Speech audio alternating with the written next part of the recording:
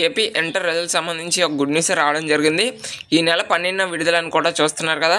So ఆ యొక్క information తెలుసుకునే ముందు లైక్ చేయకపోతే లైక్ చేయండి, సబ్స్క్రైబ్ చేయకపోతే వెంటనే సబ్స్క్రైబ్ చేసుకోండి. ఈ వీడియోకి ఒక 50 లైకులు టార్గెట్ అన్నమాట.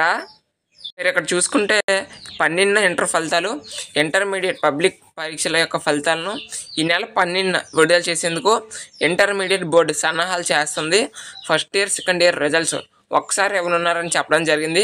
సో మనకి అన్ని పనులు కూడా బుధవారం మధ్యాహ్నంతో పూర్తి కానున్నాయని చెప్పడం జరిగింది.